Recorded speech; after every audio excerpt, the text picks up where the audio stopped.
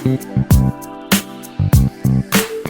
to the first episode of A Happy Fucking Life. My name is Rhonda Kennedy. I am your host for this podcast, y'all, and I'm so happy that you are here with me. Whether you are listening, whether you are watching on YouTube, thank you for being here. I appreciate you. I am so excited to finally get this first episode off of the ground. I have been losing sleep about this podcast, okay? It has been tugging at me for a while. It's been a few weeks now. And, I feel like the part of my life that I'm in right now, I have gotten so much better about making decisions and really understanding when it's time to close one chapter to start another one. And a lot of y'all are here because I had a podcast before called Rhonda's Rehab. Now, that one was dedicated to like the lows and the feelings I was going through, all the feels, you know what I'm saying? Talking about anxiety, depression, forgiveness, people pleasing, all that good stuff. So it was about all the feels, everything I was going through. You know, it was like almost like a running journal of what was going on in life. You know, I was being very transparent, very open, and I'm still gonna be transparent on this podcast as well. But this one is more about the wins. This is more of the highs. This is, some things that haven't even happened yet. You know what I'm saying? Like, I'm really excited about that because I got a lot of things going on in the background, and I'm ready to see those things through, and I'm ready to share those things, as time goes on. So yeah, so welcome. I am Rhonda. So a lot of y'all are seeing me, hearing me for the first time, and I'm just excited. I'm so grateful to be at this place in my life, to truly, truly, truly be happy. So I'm going to step back a little bit to I want things to make sense. But before I do, if you're watching, if you're listening, wherever you are, if you're in your car, if you're at home, if you just woke up from a nap, if you're at the grocery store, if you're in the car taking a ride, I just appreciate you being here, whether you're watching or listening. Now, before I jump into everything, if you're watching on YouTube, please feel free to go ahead and give the video a thumbs up. And you can also leave me in the comments if you have any questions, anything you want to add to this discussion. Please feel free by all means. And if you are listening from the Apple, platform, please be sure to go ahead and give me a rating or some feedback, whatever you want to say, good, bad, or indifferent. I'm open to it all. But I will say that the feedback and the ratings definitely helps get this podcast recommended to other people that may not, that don't know about it. I want to get it out there. So thank you. I appreciate you. So this podcast, I'm entitling it Prayers and Layers. I think that's a title that kind of stuck with me. And I can really, there's a lot of things I can speak to around that.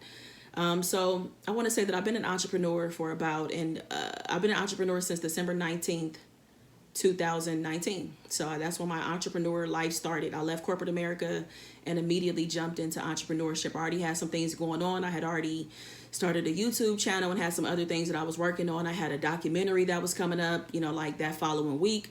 So, I had some different things kind of going for me at the time. Now, was everything thriving and all that kind of stuff? Not necessarily, you know what I'm saying? But I'll tell you why I decided to make that decision, So,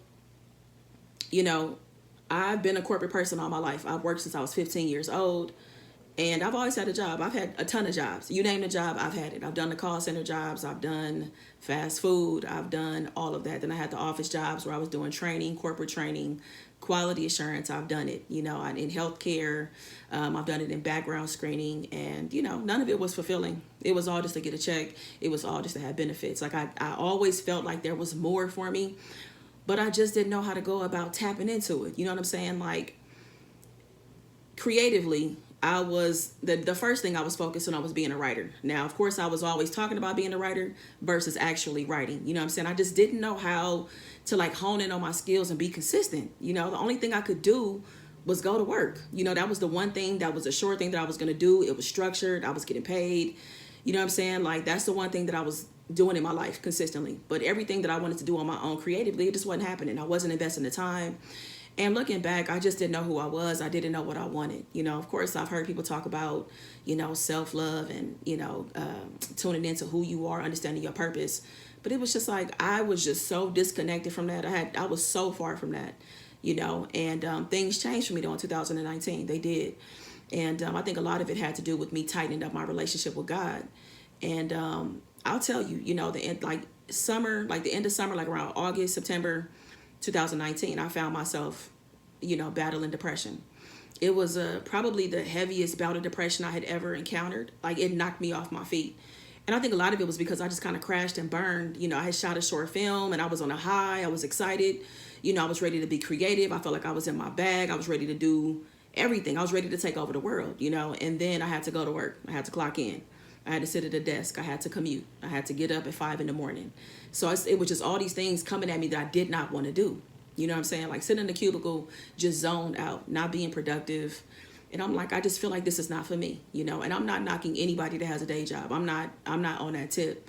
I'm just saying I felt like there was something more for me, but I didn't know what my purpose was. I didn't know what my direction was in life. I did not know why I was here.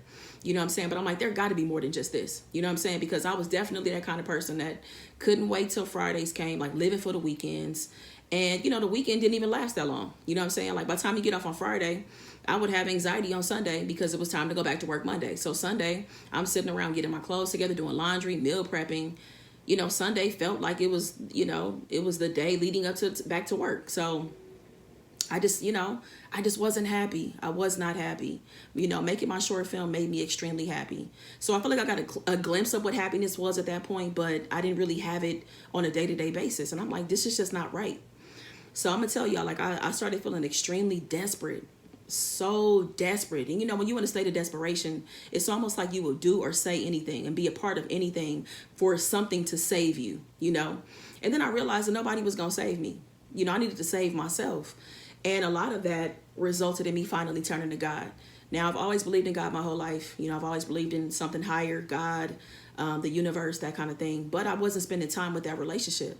I wasn't investing anything in it. It was just kind of like I would only go to God when I needed something, or if things weren't going right, or if I had something coming up, like if I had an interview, if I had something pending, I would talk to God. So it was like I would talk to God when it was convenient for me. It wasn't a consistent relationship, but it was just like I didn't have nothing else going on. So I was like, well, I guess I'll talk to God every day, you know. And the beautiful thing about it is that I eventually started talking to God every single day. I made it a non-negotiable. It started to be a part of my morning routine. And also I realized that I could talk to God anytime, any place, at work, on my walk, you know, during my lunch break, like whatever. So, okay, I started nurturing this relationship. And eventually I started hearing people talk about being obedient, you know, talking about the importance of surrendering. And I'm like, at this point, I'm so desperate, I'll surrender. I'll give in to whatever. It don't even matter what it is, but I need help. I need a way out. You know what I'm saying? And, you know, I just kept on praying. I kept on just saying, I want to be obedient. I want to release myself, free myself to whatever is for me, whatever that is. I will take it because I don't want to do this, you know? And then, you know, one day God just talked to me and was just like, are you ready? And I'm thinking like, ready for what? Had no idea, but I'm like, you know what? I've never been able to hear God's like voice like this before. So I'm just going to go for it. I didn't have a plan. I didn't have anything in place, y'all. Not really. I had started YouTube at that point, but I mean, you know, like I said, YouTube was going on. I had a documentary coming up, but I shouldn't have left my job like that. You know, it was just like, what? So this was December 2019. So this is a couple months before the pandemic. And I ended up moving back home with my parents. And a lot of y'all know this, but, you know, I have to kind of step back so it makes sense. And found myself back at home with my parents. And I didn't feel any kind of way about it, you know, because home is home. You know, being at home with my parents is home. It's where I grew up. It's a place that, you know, is safe. And it's just, you know, there's nothing like being around your parents. Nothing like your parents' love, you know. So I was like, all right, so maybe I'll be here for a couple of months. And then we'll see what happens. You know what I'm saying? Maybe I'll be at a different job. I don't know. But I legit did not have a plan. I'm not kidding you. Like, nothing mapped out. You know, and I had got some money from my last job, you know, because I cashed out my vacation time and stuff like that. So I was, you know, I was cool. I had like a cushion in terms of like money. I was good for a little while. But still, the long-term plan, you know, I'm talking like 6 months, a year, 2-3 years. Nah, didn't have that mapped out at all. And then the pandemic happened.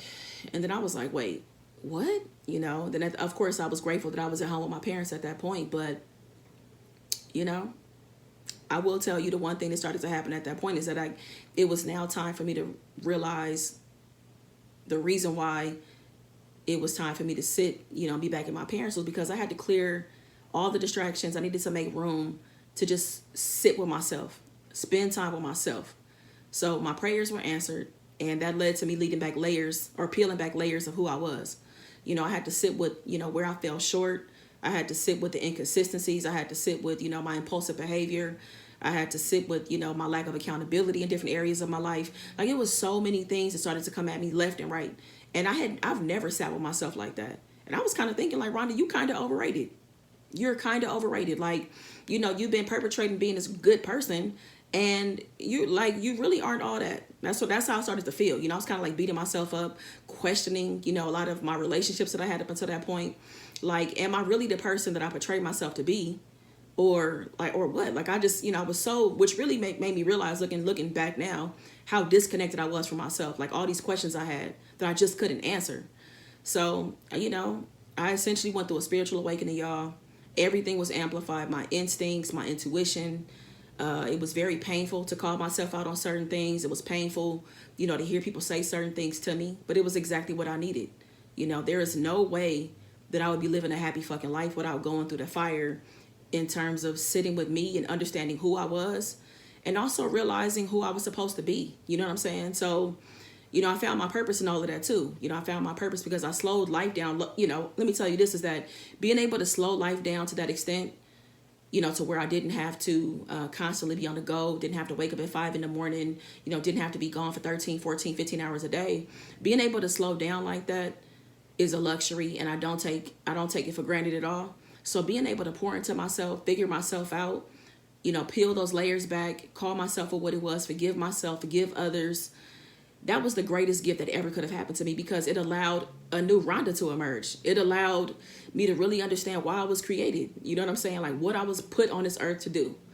And, to be able to say, with confidence, who I am, and what I'm here to do every single day. You know what I'm saying? Being able to pivot and try new things. People used to always tell me, Rhonda, you all over the place. And now I'm not. Like, I'm just a multi-hyphenate. I'm someone who does a lot of things. And I enjoy doing those things, And so, yeah, it's just been an amazing journey to truly just, like, for real be happy. I would say that I was thinking about the moment when I felt like I started to feel happy. What happiness started to really feel like. And I feel like it started to arrive like around June or July during 2020. Last year in 2020 during the pandemic. So to be going through a spiritual awakening, find myself, deal with the pandemic, deal with the heaviness of just different things, mourning who I used to be, understanding who I'm becoming. It was a lot to carry. But you know what? God really set me up and really did me a solid, allowing me to come back to the place where I grew up to do all of that. You know what I'm saying? I was in a place where I could completely unravel whenever I wanted to, and it was safe for me to do it. You know what I'm saying? Like, yeah, it was a lot to really start to pivot to that happiness, And I felt like the moments in like June and July when I found myself being happy, my laugh was different. My eyes looked different. I slept better at night. So those are the things I started noticing, like, damn, like I feel, and in general, I just felt lighter. I felt lighter on my feet. I would wake up in the morning with a different kind of energy. So it really felt like, okay, the heaviness was leaving me, and the happiness was starting to arrive. And I'm like, okay, I started to see the good in so many things. I wasn't sweating the small things. I wasn't taking so many things personal. And let me tell you, I still take certain things personal. I'm not going to lie and say that I don't, because I do. But I made a lot of strides, Sometimes there are certain things, being on a public platform, there's certain things people say sometimes that can get under my skin. So I still have some work to do in that area. But let me tell you, I have come a long way. I used to take everything personal. And but I'm an extremely happy person, and I'm grateful to be on this other side of it. And it's just so nice to be able to wake up and love the person that I see in the mirror, love the things that I do every single day in my life, getting a chance to make the decisions on what it is that I want to do in my life, and just feeling like I'm at a place where I'm just unstoppable. And I don't mean that in an arrogant kind of way. I mean it in a place of just like, when ideas come to me that are in my mind and in my heart, I believe that those come from God. And I don't feel like that I can't do them. You get what I'm saying? Like, I'm in a place where I do things that feel good, that feel right. I turn down things often because it's just not a good fit, and I'm personally not somebody that leads the charge with money. It has to be a good fit. Yeah, the money comes along with it. But I feel like if I'm chasing money, that I'm going to say yes to anything. So like I said, I feel like I make really good decisions now. And I leave with my instincts about how something feels, you know what I'm saying, before I say yes to it. So it's just different. It's different. And it's like, just having that energy to be able to, complete things and see them through. Because that was something I struggled with for a long time, was seeing things through. Y'all, I used to have about 15 things just going on at the same time simultaneously, and I would finish none of them, So to be a person that is now seeing things through, starting brand new projects, doing this and seeing that through, it feels so good to see how much I've changed and how much I've grown. So, I don't take this time in this space for granted that I have. I'm still in my parents' house. For anybody that is wondering, I have been here since December 2019. I'm still here. But, I'm still in a space where I get a chance to wake up to a life that I love every single day. Like, every day. You know what I'm saying? So, like, for y'all that are looking on YouTube, I hope that you can see the happiness that's on my face. Like, I hope that you can see it. So yeah, I think that I'm gonna go ahead and wrap this episode up. I hope that you enjoyed it. Please go ahead and drop any comments below. I will drop another episode next Wednesday. It's gonna be every Wednesday. All episodes will be uploaded on YouTube and also on Spotify, Google, and on Apple by 8 a.m. Pacific Standard Time. So this is just a brief introduction of, how prayer led me to peel back layers of my life and sit with who I was. And now I'm so grateful for who I become, and I'm also grateful for who I will be a year from now. That's the thing, like really understanding that evolution, like consistently evolving and being present in my life and seeing all the beautiful changes that are taking place. So that's it. I'm gonna go ahead and wrap this thing up. I appreciate you guys so much. Thank you so much for watching on YouTube. Please go ahead and give this video a thumbs up. And I'll see you guys and talk to you guys next week. Take care. Be good to yourself. Peace.